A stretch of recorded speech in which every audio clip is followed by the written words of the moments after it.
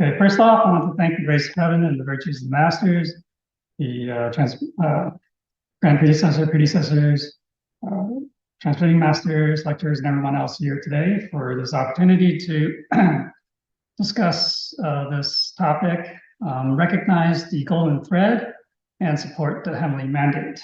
Okay, this is. Yeah, I guess we've had already had a few topics that talk about the golden thread. So this is kind of maybe a little bit more specific about that and heavenly mandate. And actually, it turns out that the golden thread and heavenly mandate, they go together. Okay, so it's not, I mean, when you have, all right, so, okay, so first, Lamu, that's God. Right, Supreme Being, has shown great kindness in sending the enlightened masters to give sentient beings salvation from the cycle of reincarnation.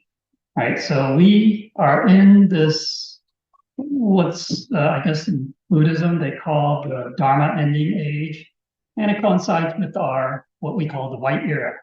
Okay, so this is the era, the time when we have universal salvation of the three realms.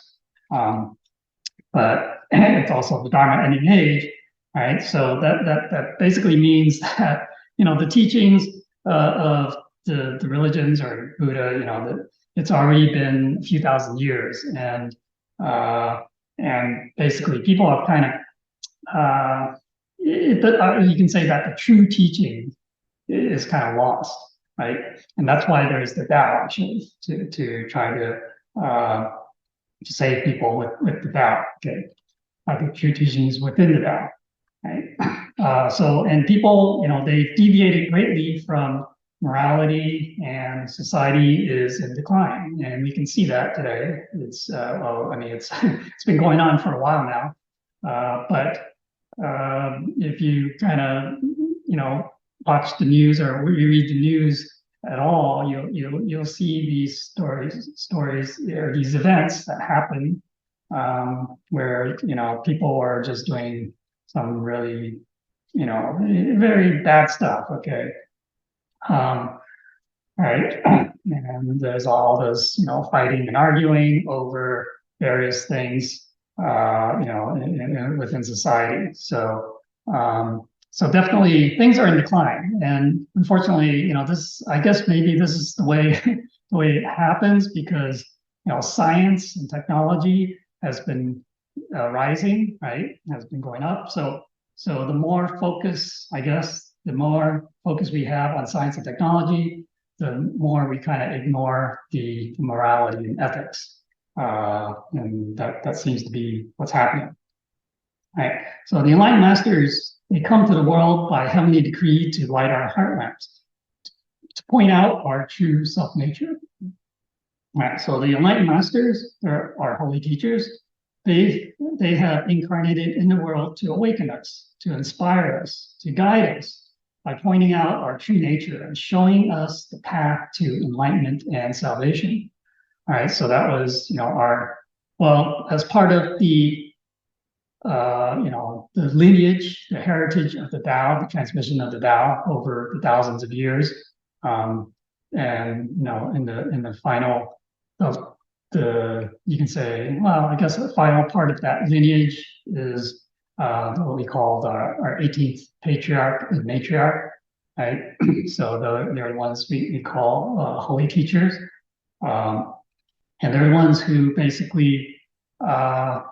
They're actually the Buddhas, the Bodhisattvas, the Buddhas, who can enlighten us, awaken us. Okay, so that's when we receive the Tao, the Tao receiving ceremony, they're the ones who, the holy teacher is the one who opens up our heavenly portal. Okay, so that's pointing out our true nature, right? And that is, telling us what the path to enlightenment is, and also of salvation, of transcending this cycle of birth, death, and rebirth, samsara. Okay.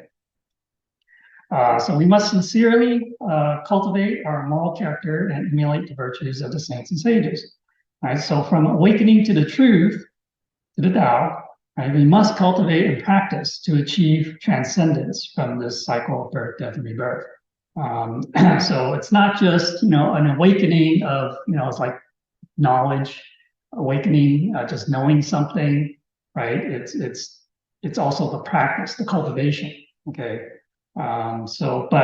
But certainly the first step, the most, or one of the most the key step is awakening to the truth, understanding who we are, right? Who we really are. What is the truth? Okay, about reality, about this world, about us, about our lives. Okay, only when we can truly, know that, we can understand that, then we can cultivate ourselves properly in the right direction towards achieving the salvation, right? All right, so during the Dharma ending age, right, all religions flourish to teach and guide sentient beings to do good and refrain from evil.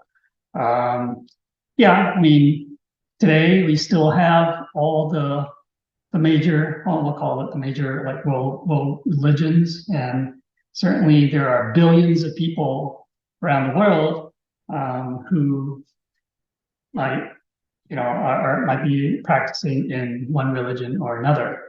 Okay. But religion is teaching, and that's good, right? Religion teaches people to do good, to be a good person. Okay. Hopefully to manifest that their person's their conscience, their good nature, their right. So, but religious teaching by itself is not enough for salvation, right? That is why Lamu descended the golden thread and heavenly mandate as a lifeline for the salvation of sentient beings.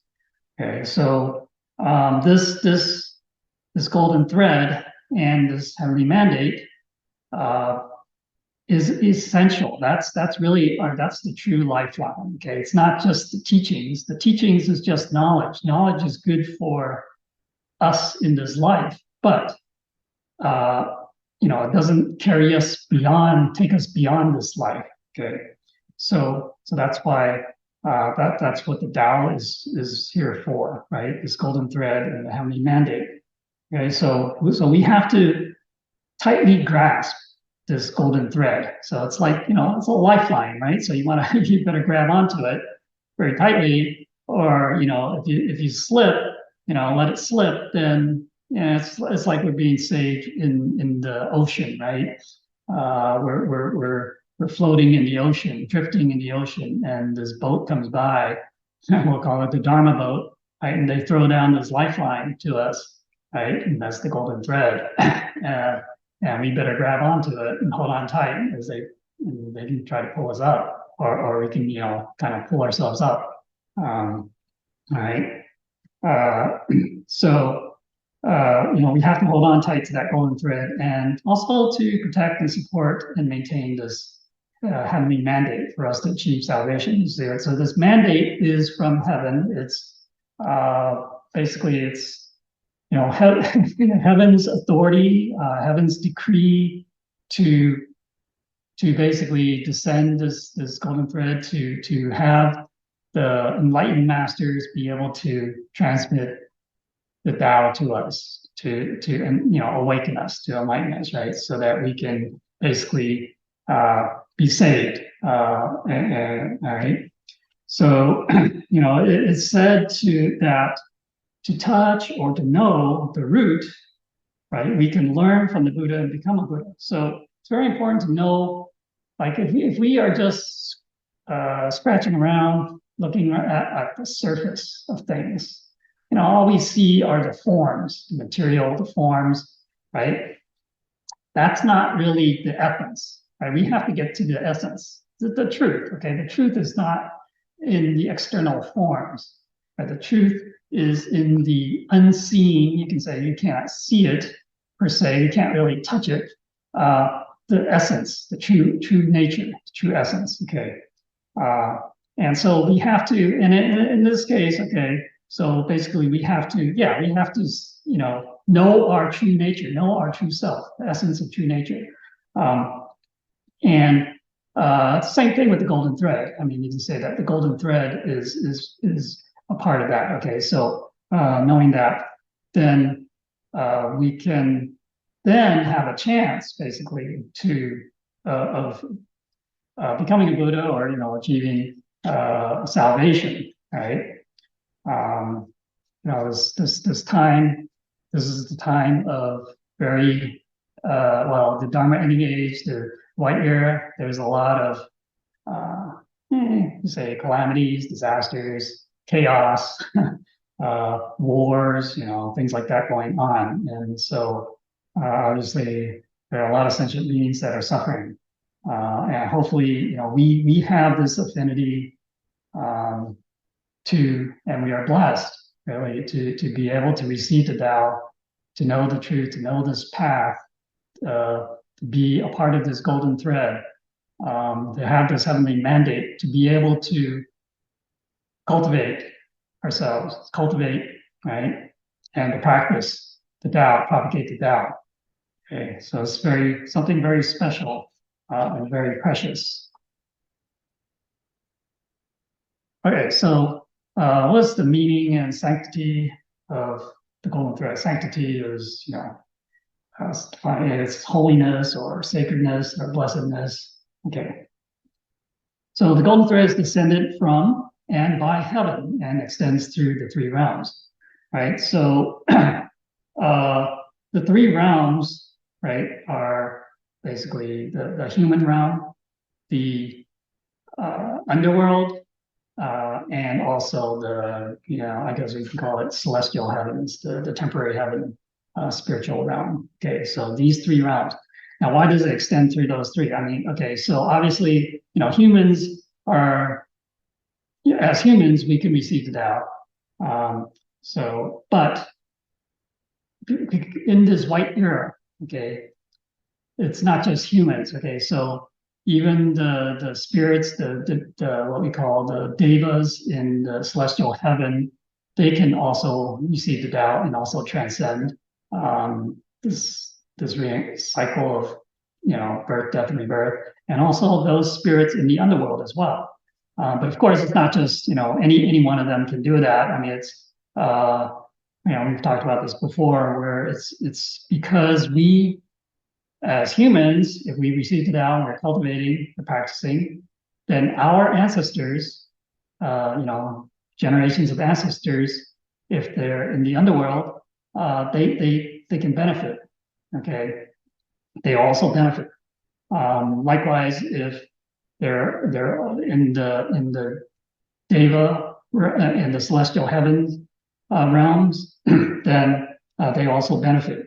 Okay, so that's why this that's the universal salvation of the three realms. So that's very special, right?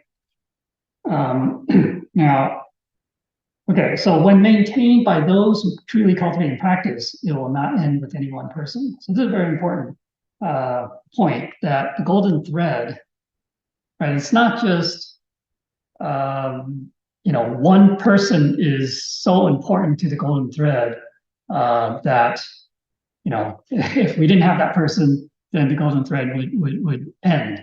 It's not like that. Well, okay, I mean, if we look at the lineage of the Tao, okay, what we call the patriarchal lineage, right? The 64, roughly 64 generations of patriarchs. Yes, you can say that if if one of those patriarchs, well, I mean, actually, yeah, there are times where it seems like the lineage there's a break, okay, in the lineage. There's a gap, right? But actually, then heaven will find a way for it to continue, all right? And it does pick up. So it's not like any one person will that this golden thread will end with any one person or individual. Okay, so that's one type of the golden thread, right?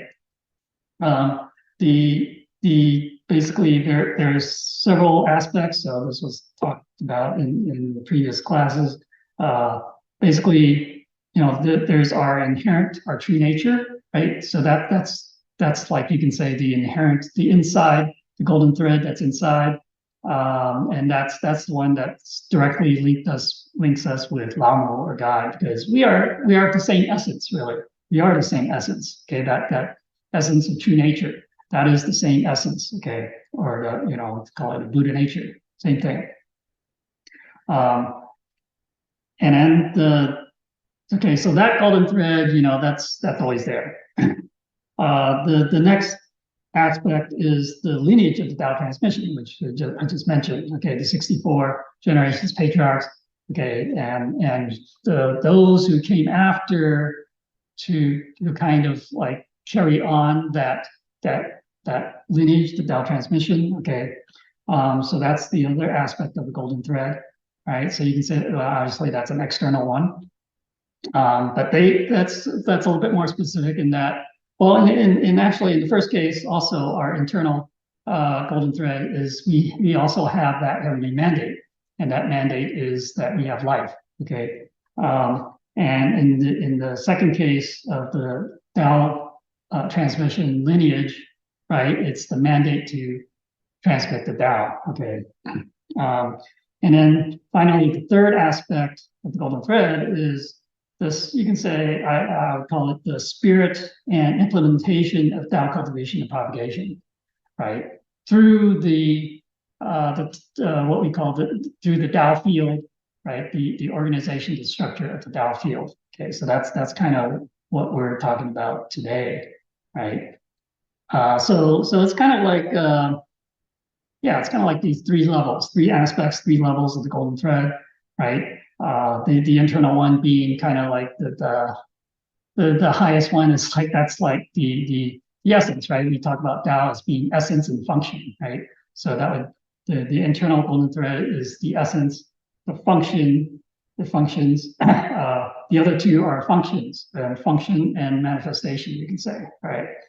Okay, so anyways, okay, so if this golden thread, if we carry it out with selfish or deviant views, then the golden thread will not continue, and the person's wisdom life will also be forfeited.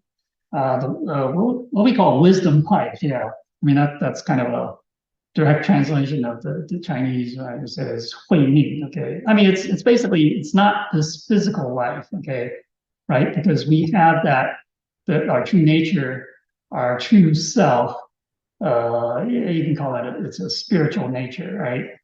So there is, you can say that it's kind of like our spiritual life. Okay, there's the life beyond this life, this physical life. Okay. So what's important here is that we have to basically follow this golden thread, or to hold on to it, to keep on this golden thread.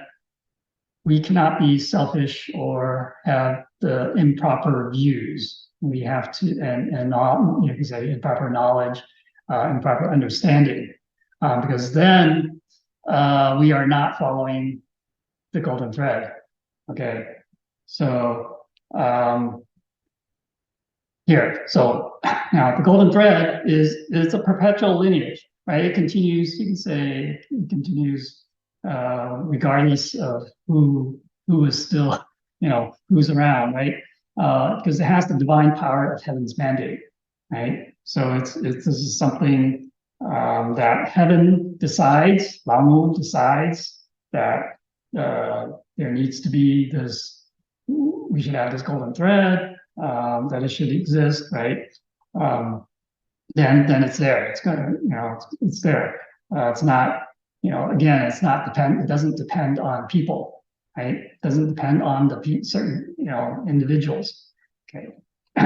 So if we can hold firmly to the golden thread, then it follows that we have the correct knowledge, views, and understanding, and continue to propagate the true, correct Dharma, right? So without the correct knowledge and views, or without a selfless heart and compassion, we will lose the transmission of the correct Dharma and the blessing of heaven's mandate, right? What we end up with is not the golden thread. right? We lose inheritance or the continuance of the wisdom life. Okay, so yeah, this golden thread is essential to basically our salvation. Okay, our ability to transcend the cycle of birth, death, rebirth. Right. So if we lose that, then yeah, I mean, then our wisdom life, I mean, we're not going to be able to transcend. So we're going to then reincarnate. So that's why it's very important. Even though we receive the Tao, we have to, okay, so initially maybe we have to learn the proper knowledge, have the proper views, right, of things, and understanding the principles, the true principles. Okay. And then on top of that, after that, then also to, of course, put them into practice, right? To cultivate into practice. Then that is when we can say that we hold on to the golden thread. Okay, we are grasping the golden thread. So, it's important to realize that even though we think that we are holding on to the golden thread, but if our heart and mind is not proper, then we lose the true golden thread because we have deviated from the Tao, right? The spirit of the golden thread is in the Tao heart and mind and in our sincere cultivation and practice. Right? So it's not that even though we may be in the temple, we may be, following the whatever, all the things, but if our heart and mind is not proper, okay, then all that is for naught because then it's basically we're just kind of going through motions. We're just being superficial, right? We follow the golden thread superficially, and that's not good. Okay, that won't give us salvation, and that's really not holding on to that golden thread. Right? So that's why we have to recognize what the golden thread is, recognize what it is, so that we know what it is that we're holding on to. Okay. All right. So the golden thread of the Tao field has the blessing of the heavenly mandate with compassion and equanimity. It can extend into the future. Right. So the golden thread, it continues uninterrupted, but because human life is limited, of course, so how can we maintain the golden thread without interruption? Right? So every person maintaining the golden thread must have the correct knowledge, views, and understanding, practice the 6 paramitas, and emulate Buddha's compassion and equanimity. Okay, so in this way, inheritance of the golden thread can be passed down over the generations, like the passing of the baton or torch from one runner to the next.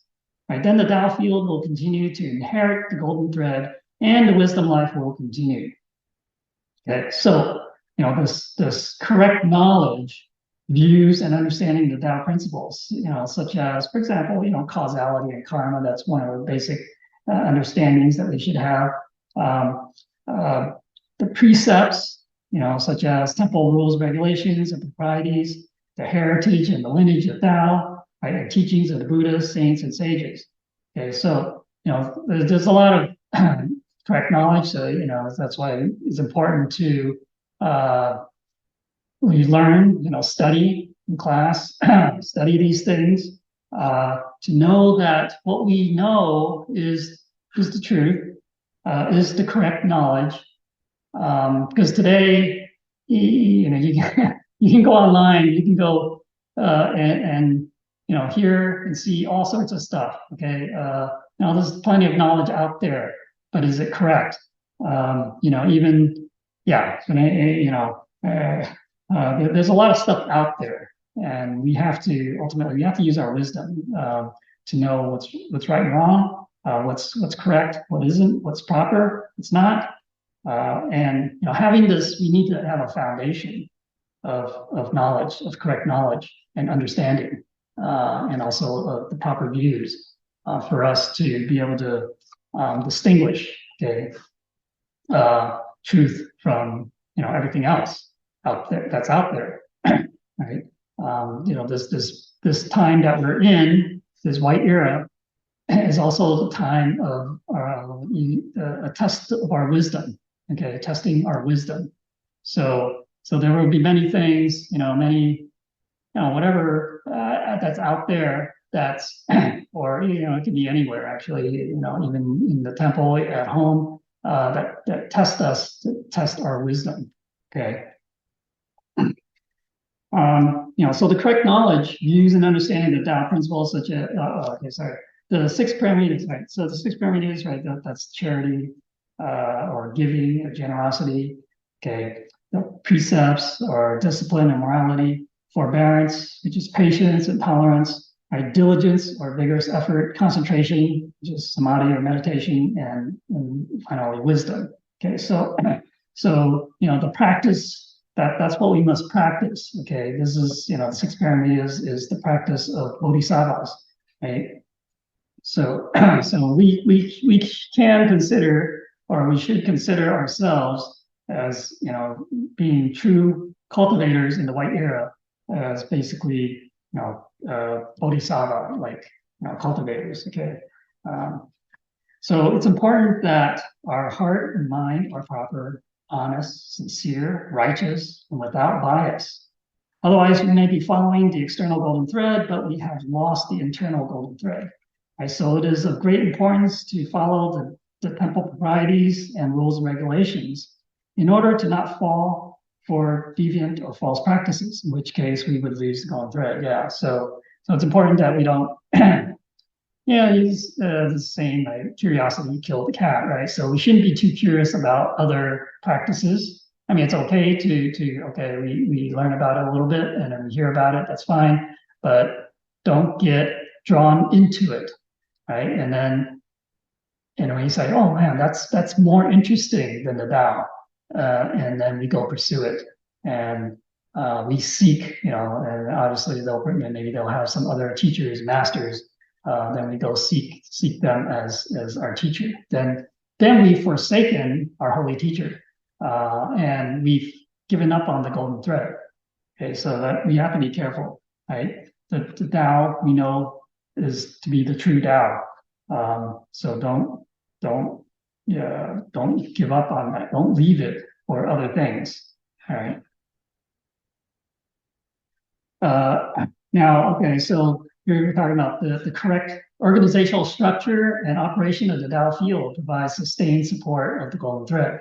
Right. So this is the third. Remember, the third aspect of the golden thread is in the Tao field. Okay, and specifically, we have like a structure, organizational structure, which basically, you can say embodies the golden thread, I guess, the practice or the spirit of it. So the following structure can constitute a long-lasting golden thread. Basically, okay, again, starting from Lamu God to the Grand Patriarch to Sujun Sumu, okay, our 18th Patriarch, Matriarch, to the Grand Predecessor, the Tao, and then we have the Tao Center, okay, and then transmitting masters under that, and then like temple hosts, like jury staff, and then like the other Tao kin, okay. So that's kind of like this is one form of the golden thread. So the organization is made up of people, right? But they come and go over time, right? But as long as it is in harmony with the heart of heaven and the will of the people, and implemented with the spirit of propagating the correct dharma, then it forms or constitutes the golden thread. So there, the golden thread is, if things are proper, okay, I have to say that, if things are proper, if the people's minds are proper, okay, so that includes, obviously, okay, so for us, you say, okay, we have Lamu, the Grand Patriarch, the 17th Patriarch, and then 18th Patriarch, Matriarch, Grand Predecessors, okay, we know that they're all, they're all proper, right? So that's part of the golden thread. And then you have the Tao Center now, okay, so that's kind of, it's, the Tao Center is, has a group of people, right? So it includes transmitters and lecturers in there, and then they can make decisions. They can discuss and come up, make decisions, set the policies and guidelines, even set rules. So whatever comes out of that, the Tao Center, what they set are, let's say the rules, then that's, we need to follow those, right? And then transmitting masters underneath that will, they'll follow and they'll execute, carry out those whatever decisions are done. And then below, transmitting masters, then you also, you have temples. Okay, so when you have temples, you also have temple hosts, lecturers, and staff as well. Okay, so that's kind of like the hierarchy or this structure, organizational structure, where the golden thread will kind of goes through that, right? And it goes through this structure. You call it, it's a living or structure, I guess, living organization. I mean, it's because there are people involved here. As long as the people have the correct knowledge, correct views, and correct understanding, and also the correct cultivation and practice, then the golden thread is there.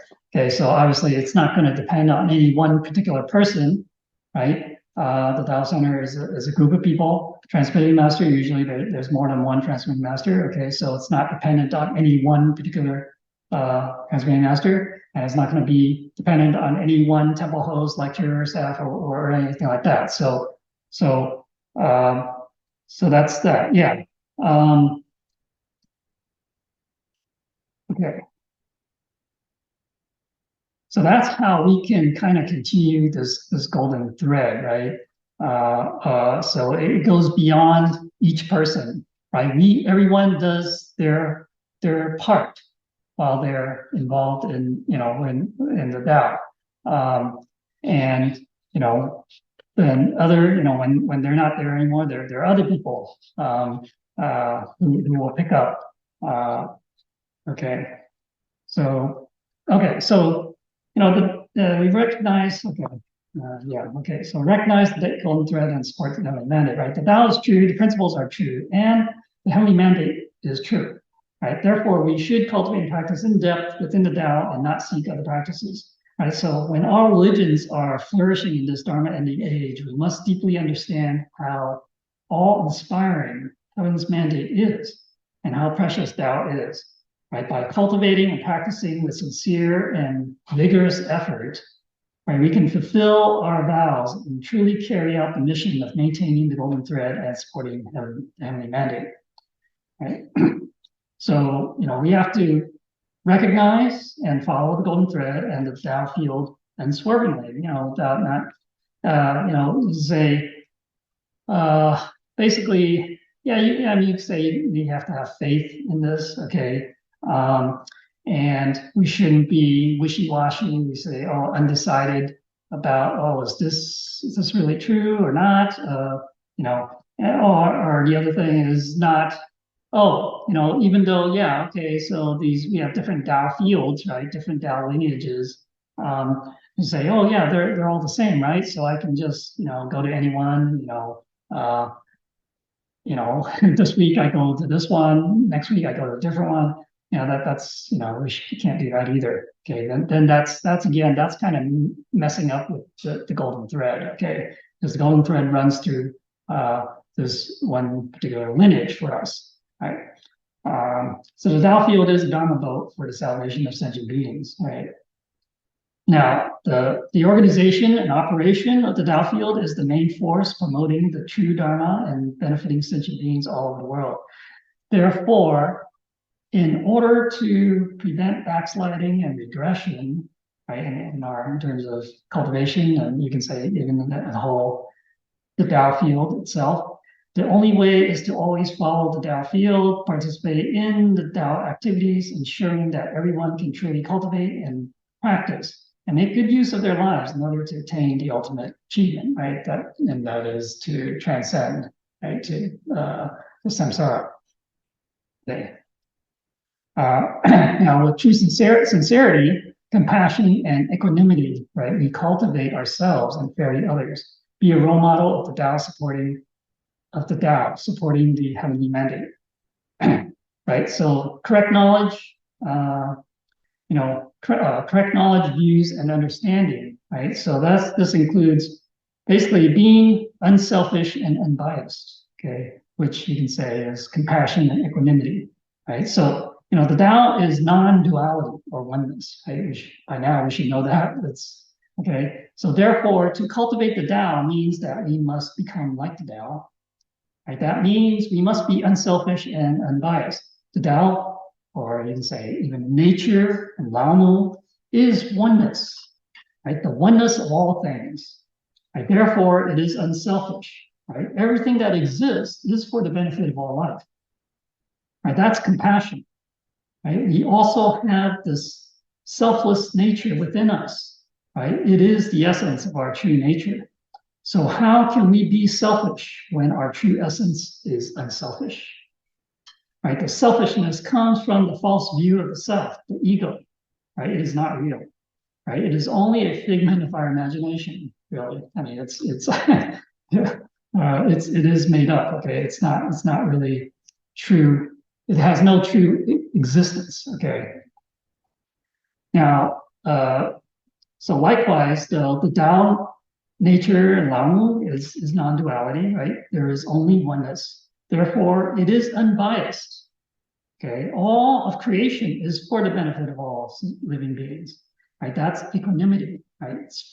Our true essence is also unbiased, so that it's fair and just. Okay, so how can we be biased when our true essence is unbiased, right? We cannot favor some people more than others or dislike some people, right? We have to be fair and just and treat everyone the same with equanimity.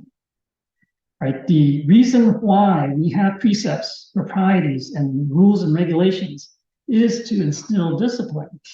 And if we follow and implement them correctly, then we will treat everyone fairly and without bias. Right? So that's very important. That's why we have these rules and regulations. I mean, the rules are there so that everyone is treated fairly, equally.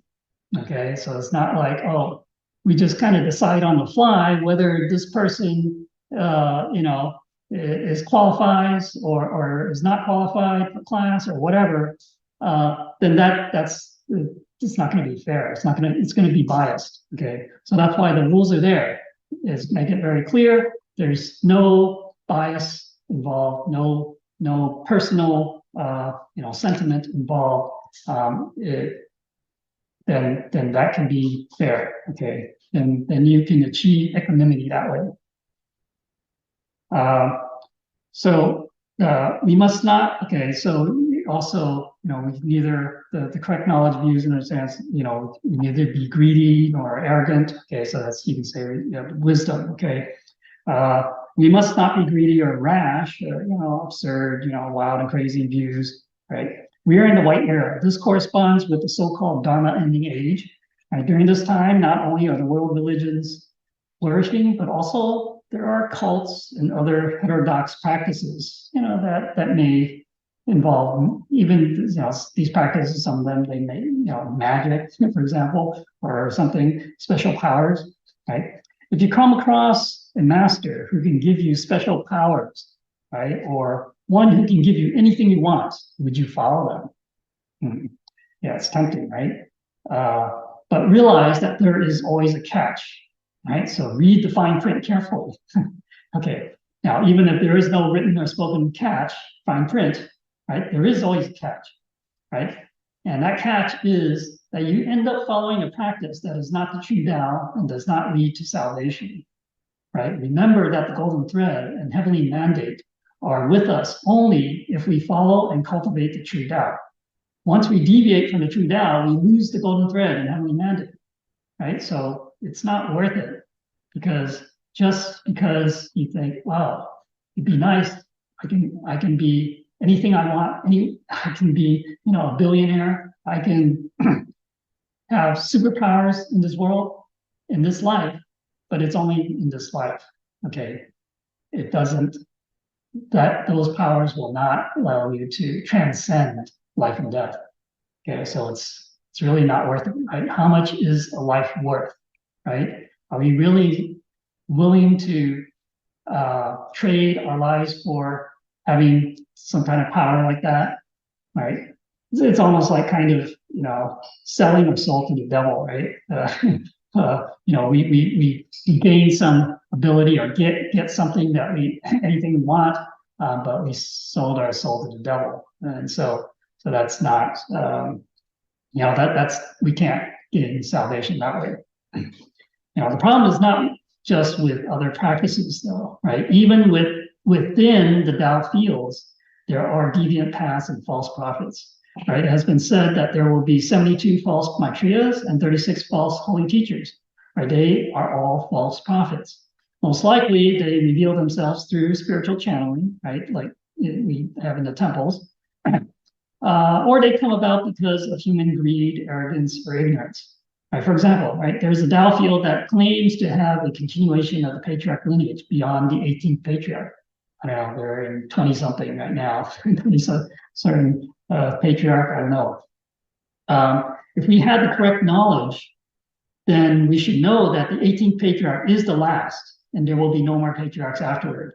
So we have to realize that any tool or method, such as spiritual channeling, is a double-edged sword. Right? Not only can be used properly for good, but it also can be used improperly for evil. And it really all depends on the mind, right? The heart and mind, whether the mind is proper or improper.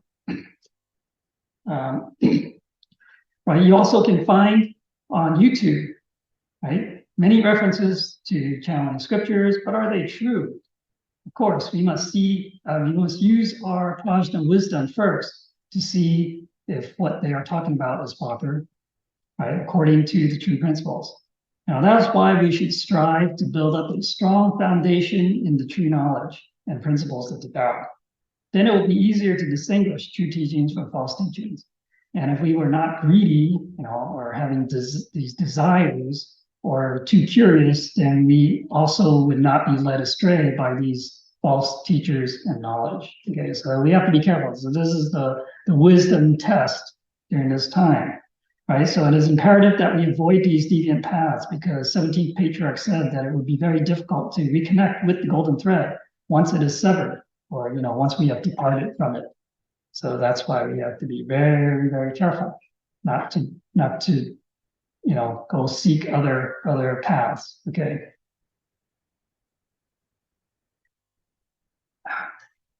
Okay, so now more specifically in terms of, right, so understanding and following the true principles, we can talk about, okay, this is from Confucius' Great Learning, okay, the 3 guiding principles.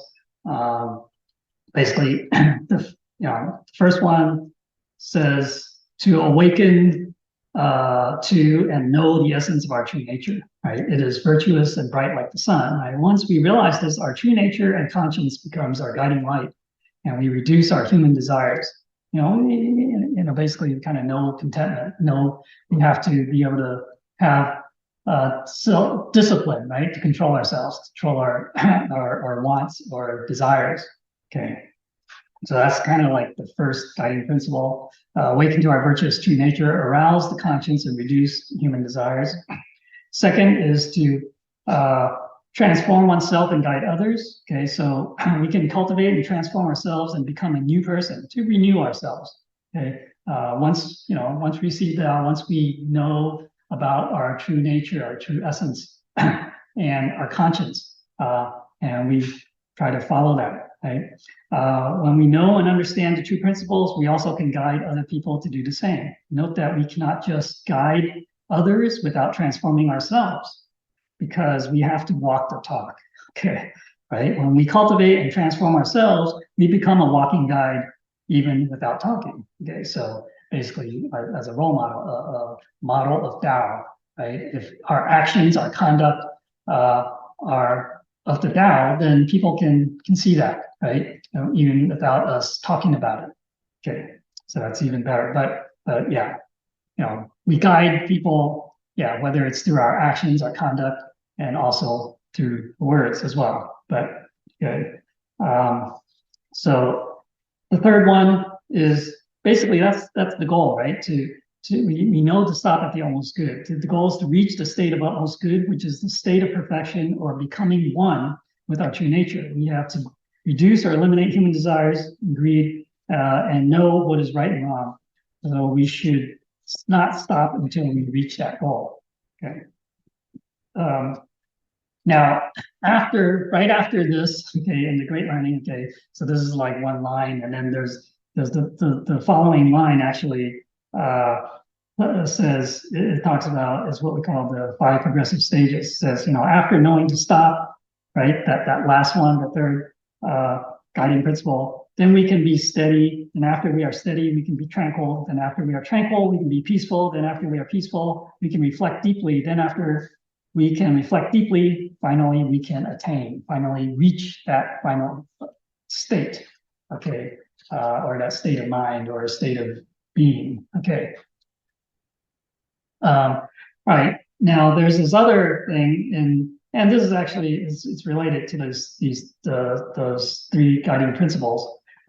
It's also in the Great Learning. It says these are 8 stages of cultivation, okay. So the first is to let go of attachments. Right, so we have to let go of the state of duality and attachments to thoughts and views, even, okay, not just the material things, right? Because sometimes we have certain views, we have certain ideas, we have certain thoughts that we are very stubbornly attached to. Okay, so sometimes we have to let go of those, right? Then our mind can be tranquil.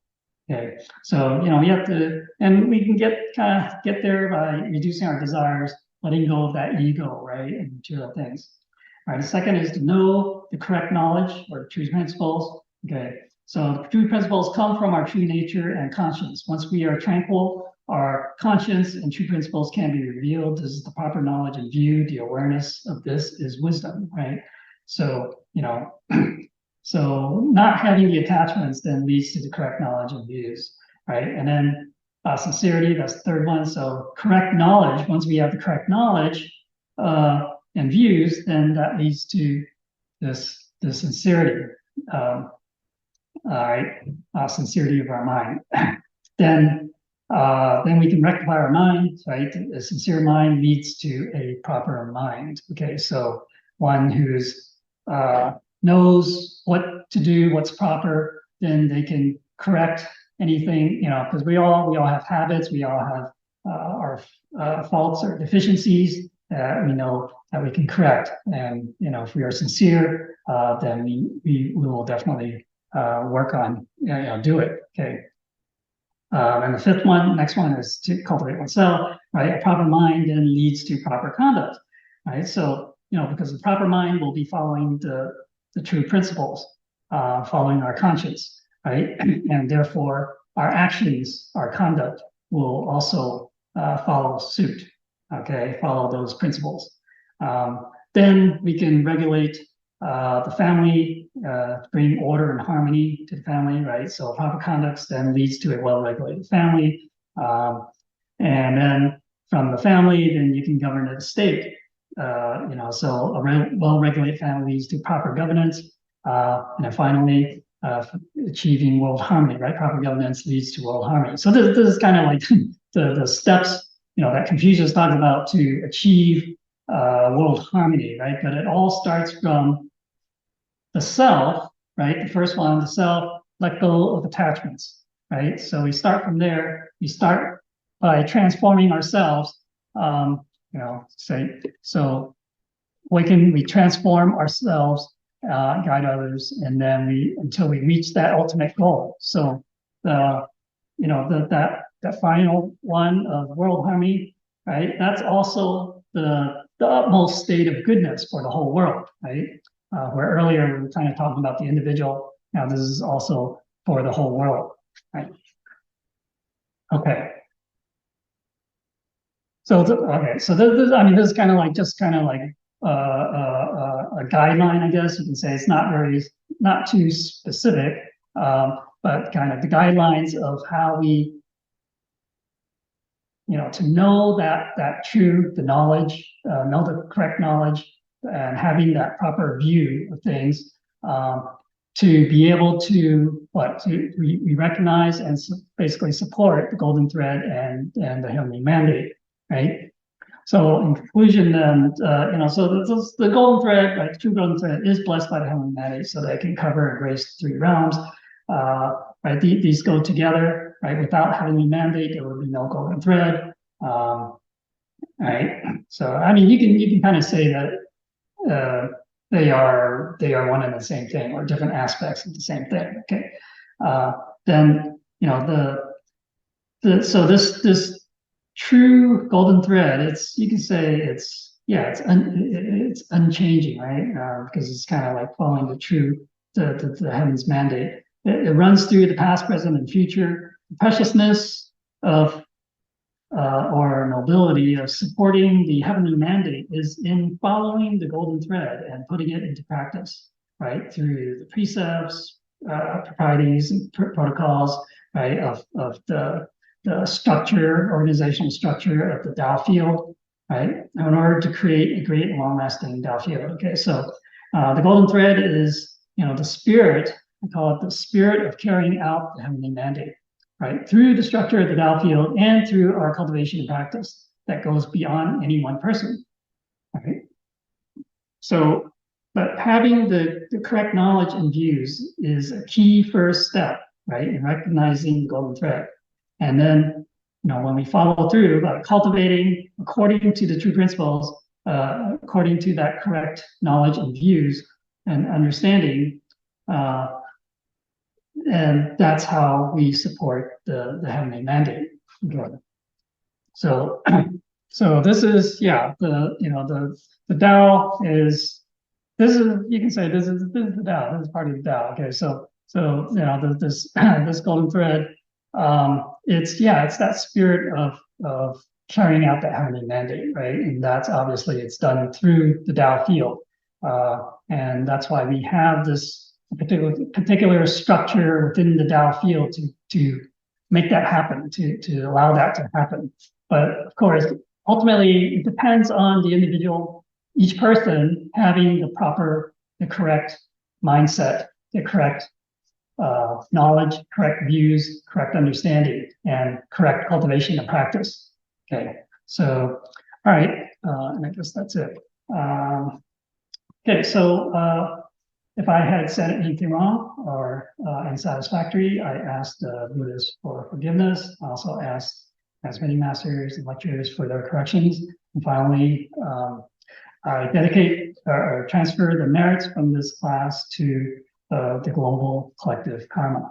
Thank you.